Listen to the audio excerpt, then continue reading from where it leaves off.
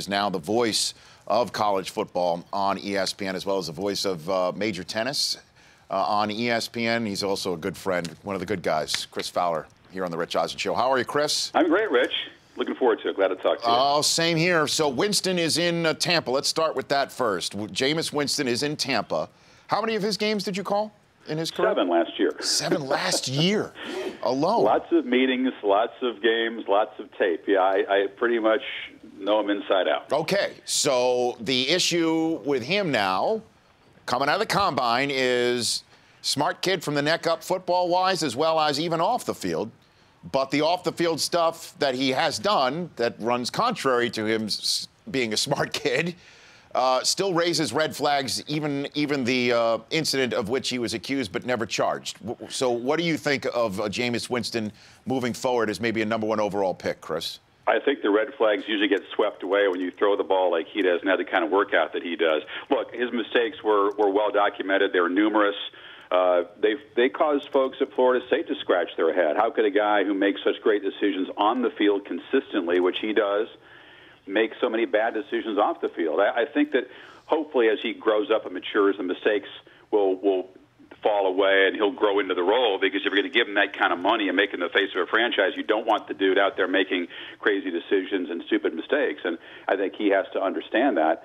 But it didn't surprise me how well he performed in Indy. What surprised me is how surprised so many people were that he showed excellent decision-making and high football IQ and did so well at the board, because that's all Jimbo Fisher talked about for the 2 years that he played. And, you know, when you throw 18 picks in a season, you're not making great decisions every time. He had some inexperienced receivers, but he also made the kind of mistakes you make when you're trying to do too much and will receivers open. And I think that's the concern, Rich, as a football player. If he goes to a bad team that doesn't have great protection, that's short on weapons, will he try to do too much initially and make so many mistakes that it overshadows the good things that he does? And I'm sure there'll be a learning curve to some degree. But, look, I mean, it didn't surprise me that he threw the heck out of the ball and came across as a smart quarterback in Indy. Well, I mean, if he goes to Tampa, though, the year that he did win the national championship had Kelvin Benjamin, who I believe is 9 feet tall,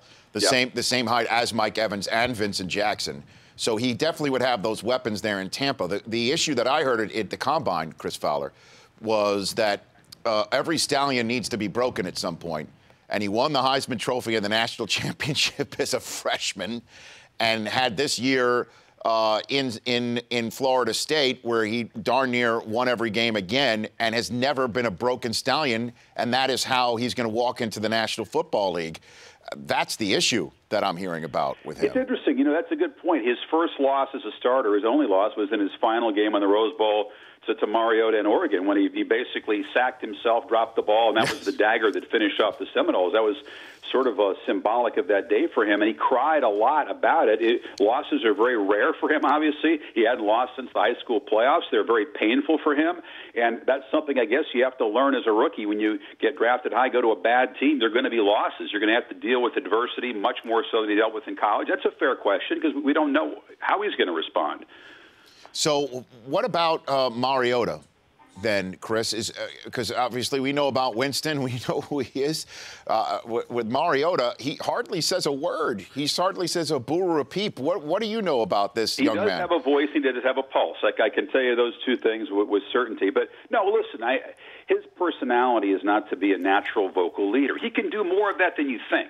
If you talk to the Ducks coaches and players, I mean, he's not a perfect angel over there. He can use some rough language. He can get in guys' faces when he thinks he needs to do it, but he knows that his voice carries a lot of weight with the team. He's just not a natural, vocal, outgoing guy in the way that Winston is. And, you know, the contrast between their personalities and their games is so interesting. But Marcus is a winner. He's a guy of great character, and I think that he'll have to grow into that as well in the NFL. I don't think he's going to be a dude who's going to come in with his forceful alpha-type personality and take over a team, but I think that he's a guy who can grow into that role, and his skill set is good. I think there's look, you look at the style of play, as anybody does, and there are question marks. He hasn't been under center.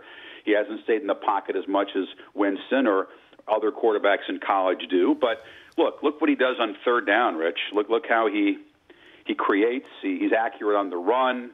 He's incredibly accurate, period. I mean, that's what the league is about, right? How you perform on third down, whether you're escaping or standing in the pocket like Brady or Manning. I mean, you've got to make plays in those situations. And Marcus has done well in college against a high level of competition. But obviously, you know, there is that style of play question that's going to linger until he proves people wrong. I'm with Chris Fowler of ESPN, voice of Saturday Night Football on ESPN here on the Rich Eisen Show. And that was a big conversation at the Combine, Chris, is the fact that Bruce Arians even brought it up as the coach of the Arizona Cardinals, saying that the spread offense doesn't promote leadership in a quarterback because the guy looks to the sideline, sees an image on a board, lifts his leg, and executes a play. And on third down in the NFL, you being a Bronco fan, having seen Peyton Manning even up close as you have the last few years, from the neck up, you need to see what the defense is and change things up. And Mariota hasn't called a play, essentially, since high school. Yeah, you know what? I mean, listen, I defer to people that know what the league's about because I'm not about what happens on Sunday. But yep. I can say that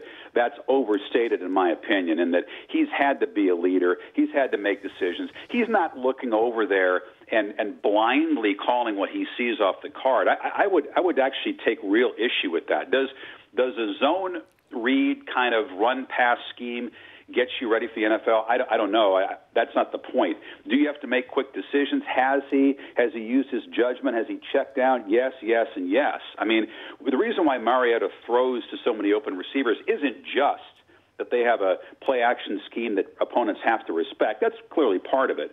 But also because the dude knows where the open receiver's likely to be. He's very, very smart. He works very quickly mentally through the progressions, and he finds guys with incredible accuracy. I've watched both Jameis and Marcus practice on consecutive days to the Rose Bowl, and it was breathtaking. Different kind of practices, but both amazingly just impressive. I mean, Marcus does not put the ball in the vicinity of the receiver. He puts the ball in the exact spot.